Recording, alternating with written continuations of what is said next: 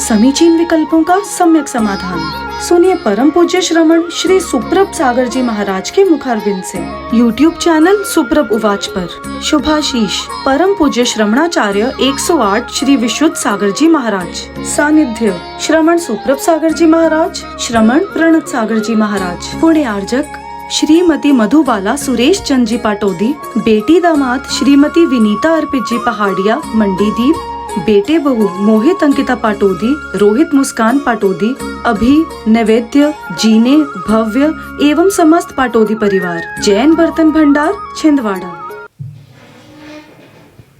ओम नमः सिद्धेभ्य।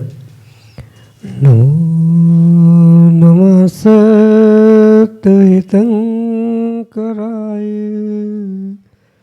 वीराय भव्याम्बुजभास्कराय अनंतलोकाय सुरार्चिताय देवादिदेवाय नमो जिनाय देवादिदेवाय नमो जिनाय। पंच परमेष्टि भगवान की परम पूज्य गणाचार्य श्री विराग सागर जी महाराज जी की, परम पूज्य आचार्य भगवंत गुरुवर विशुद्ध सागर जी मुनि महाराज जी की, परम पूज्य मुनि श्री सुप्रभ सागर जी महाराज जी की।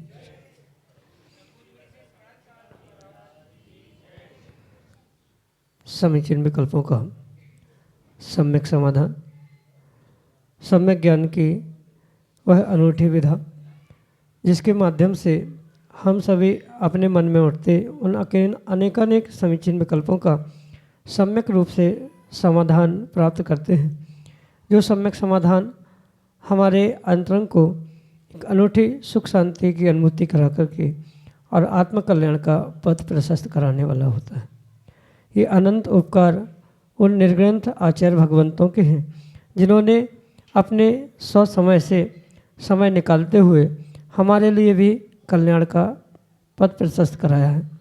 परम पूज्य गणाचार्य श्री विराग सागर जी महाराज का आज हमारे ऊपर उपकार है, जिन्होंने आचार्य भगवंत गुरुवर विशुद्ध सागर जी महाराज को अब उनके समकक्ष अपने समकक्ष बिठाने का एक नया उपक्रम किया और उन्हें आचार्य पद प्रदान करते हुए वह आज एक अनूठी विधा गुरु के उपकार की है, जिन्होंने ऐसे निर्ग्रंथ ऐसे आचार्य भगवंत हमें प्रदान किए और उन्हीं की अनुकंपा आशीर्वाद से परम पूज्य मुनिश्री आपको प्रतिदिन आपके ही विकल्पों का सम्यक रूप से समाधान प्रदान करते हैं।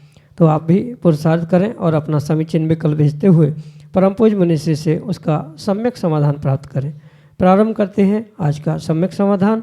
और आज के पहले विकल्प के लिए आष्टा मध्य प्रदेश से डॉक्टर मगन जैन, श्रीमती चंदा जैन महाराज श्री के चरणों में बारंबार नमस्तु करते हुए अपना समीचीन प्रश्न रख रहे हैं कि महाराज जी मूर्तिक जीव और अमूर्तिक जीव की क्या विशेषता होती है। कृपया हमारे समीचीन विकल्प का सम्यक समाधान करने की कृपा करें। नमोस्तु महाराज जी, नमोस्तु। ओम नमः सिद्धम। परम पूज्य आचार्य भगवत गुरुवर विशुद्ध सागर जी महाराज जी की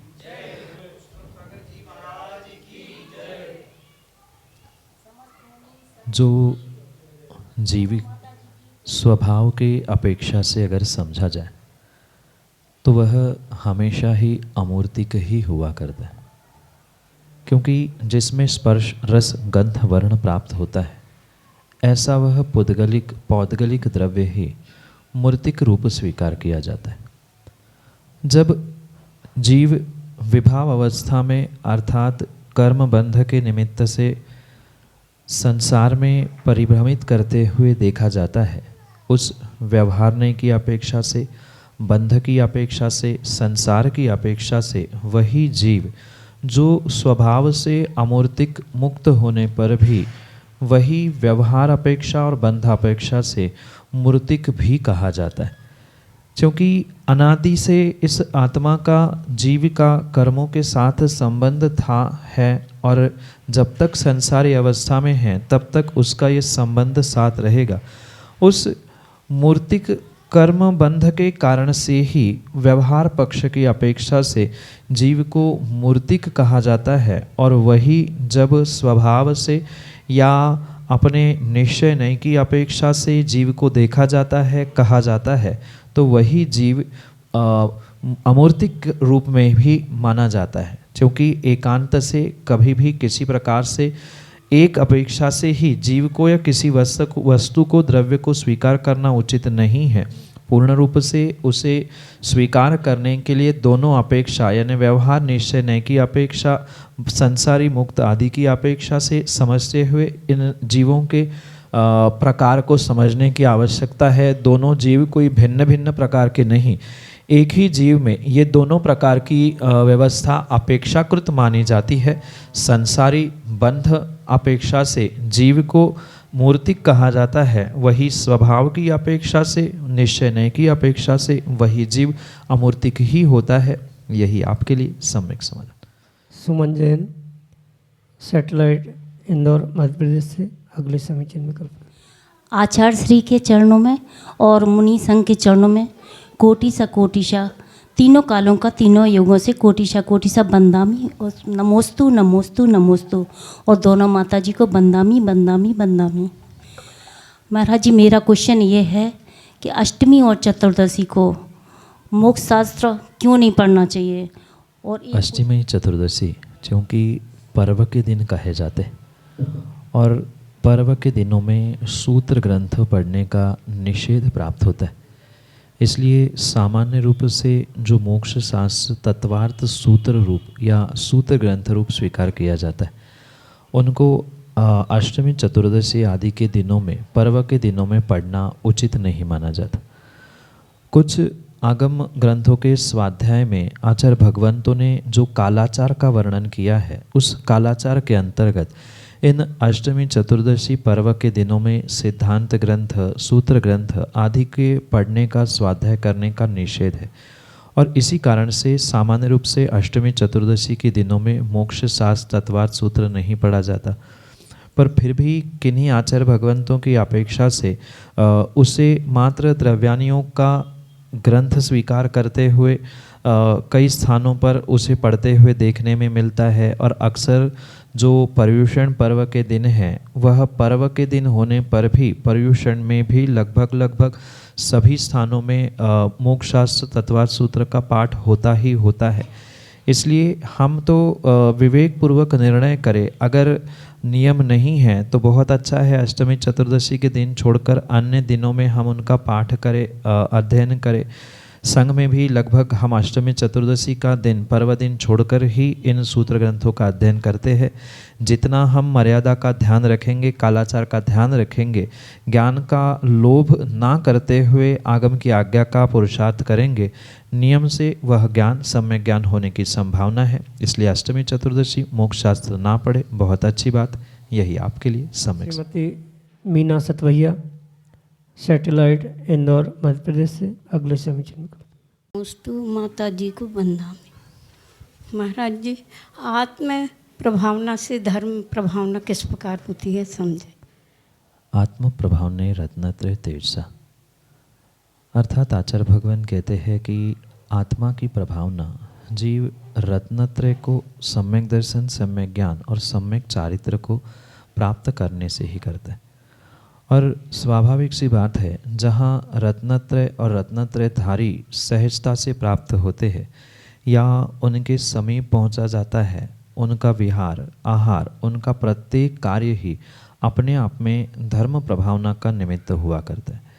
इसलिए ये वास्तविकता है कि आत्म प्रभावना के साथ ही धर्म प्रभावना होनी चाहिए और उसी से वास्तव में होती है। आज जो आत्म प्रभावना को छोड़कर, धर्म भावना को छोड़कर मात्र धर्म प्रभावना के लिए आगे बढ़ रहे हैं, वे कहीं न कहीं धर्म प्रभावना के नाम पर धर्म की अप्रभावना ही करते हुए मिल रहे हैं।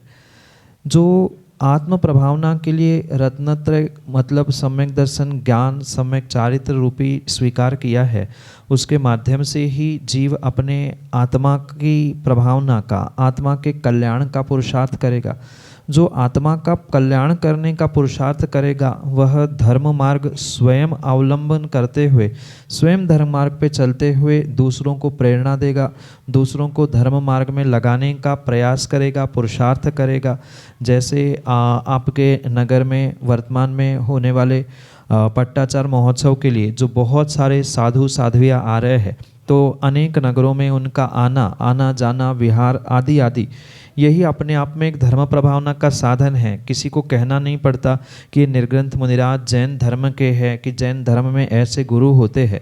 तो उन्होंने आत्म प्रभावना के लिए दीक्षा ले ली, आत्मा के कल्याण के लिए दीक्षा ले ली, और वे जहाँ विहार करते हैं उनका उपदेश चाहे मुख से हो, चाहे उनका चर्या से हो, चाहे चर्चा से हो, जो भी उनका उपदेश होता है वह पूर्ण रूप से उपदेश ही धर्म प्रभावना के लिए निमित्त बनता है। और इसीलिए आत्म प्रभावना को धर्म प्रभावना करने का मुख्य कारण कहा है।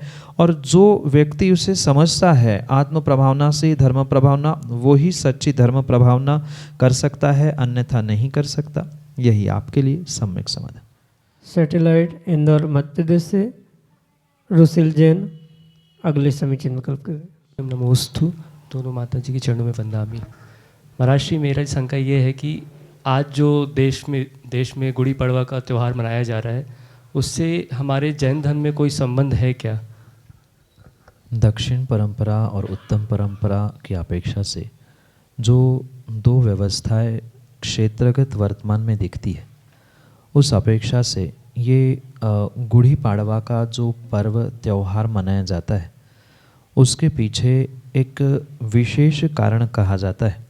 जैसे दक्षिण भारत में आज मतलब गुड़ी पाड़वा के दिन से चैत माह और चैत माह ही नहीं अपितु नया हिंदू वर्ष प्रारंभ होता है। इस अपेक्षा से वह गुड़ी पाड़वा विशेष रूप से माना जाता है। ये तो परंपरागत बात हो गई, क्योंकि दक्षिण भारत में जब भी कोई महीना चालू होता है वह शुक्ल पक्ष से प्रारंभ होता है, और ये चैत महीना भी इस शुक्ल पक्ष से इस वर्ष का पहला महीना, पहला दिन, जैसे नए वर्ष अंग्रेजी वर्ष में 1 जनवरी आप मनाते हैं, ऐसे ही ये चैत शुक्ल पाड़वा एकम को गुड़ी पाड़वा के रूप में स्वीकार किया जाता है। अन्य दर्शनों की अपेक्षा से राम जी का वापस आना या और भी बहुत सारे ऐसे औचित्य इससे जुड़े हुए हैं, पर चूँकि वर्ष का नया दिन पहला दिन है इसलिए वह शुभ हो, अच्छा हो, ये भी परंपरा देखी जाती है। कई सारे स्थानों में जो नया अनाज, क्योंकि ये ऐसा समय होता है कि नए फल, नया अनाज, नई सामग्री आती है, तो वह सबसे पहले अपने इष्ट को समर्पित की जाती है।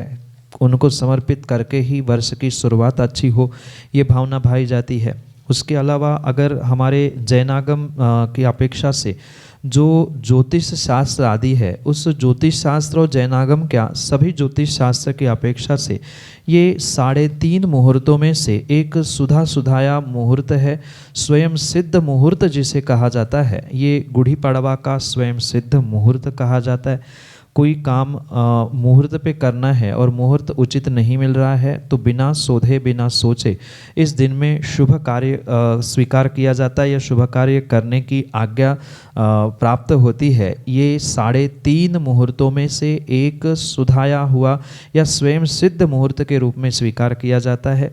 और भी बहुत सारे ऐसे पौराणिक घटनाओं से जुड़ा हुआ ये पर्व है, पर ऐसा कोई जैसा पर्युषण पर्व का व्याख्यान 10 दिन ऐसा करना चाहिए, ऐसा कोई प्रमाण हमारे आगम ग्रंथों में नहीं मिलता जिसे हम प्रथमानुयोग आदि में खोजे। पर सामान्य रूप से ज्योतिष अपेक्षा, परंपराओं की अपेक्षा से यह व्यवस्था देखने के लिए मिलती है, जो कि आपके लिए सम्यक समाधान।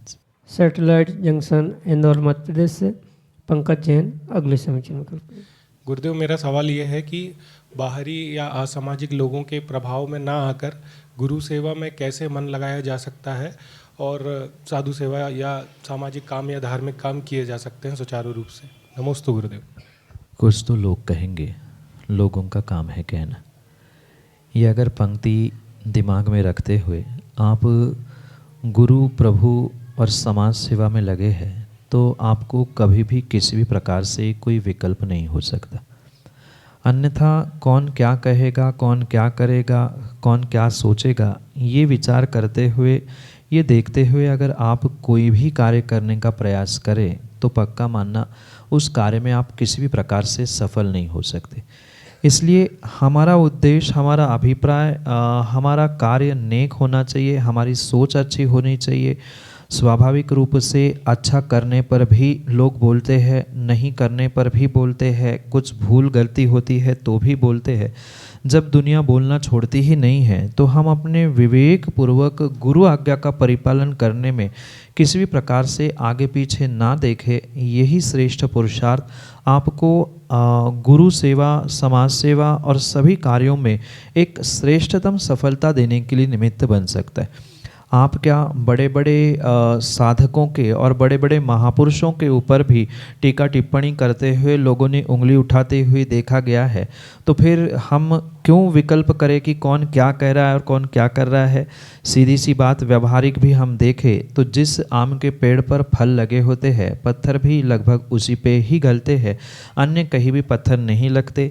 जहाँ फूल फल है ही नहीं है, बेत के वृक्ष पर कभी भी कोई लाठी भी या पत्थर भी फेंकते हुए नहीं मिलता, पर वही जो मीठे आम देने वाले फल के पेड़ है, ऐसे फलों के पेड़ों पर हर कोई पत्थर फेंकते हुए मिलता है।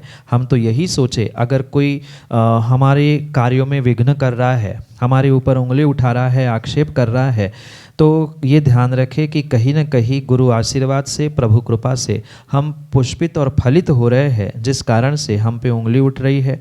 ये सोचकर ही हम अपने जीवन का प्रत्येक कार्य करने का पुरुषार्थ करें, क्योंकि उंगली नहीं उठेगी तो पक्का है कि हमारे में अभी कुछ कमी है, हम कहीं अच्छा कुछ कर रहे हैं, इसीलिए तो उंगली उठ रही है। क्योंकि अच्छा करने वालों पर ही पंचम काल में अधिकांश उंगली उठते हुए देखी गई है।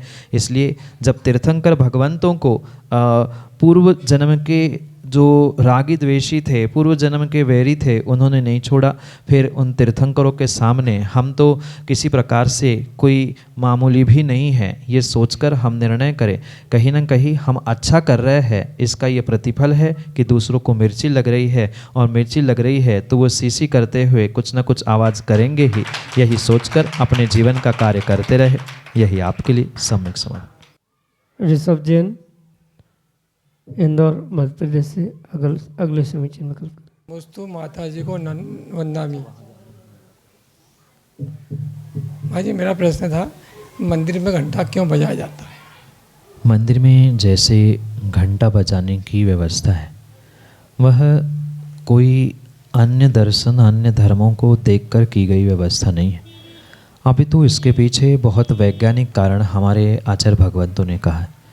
और मात्र घंटा बजाने का ही नहीं, अपितु घी के दीपक से आरती करना, पूजन अभिषेक करना आदि आदि जितनी भी व्यवस्था है, उनके पीछे बहुत सारे साइंटिफिक वैज्ञानिक कारण हमारे पूर्वाचार्यों ने और पूर्वाचार्यों के साथ साथ तीर्थंकर भगवंतों ने भी बताने का प्रयास किया।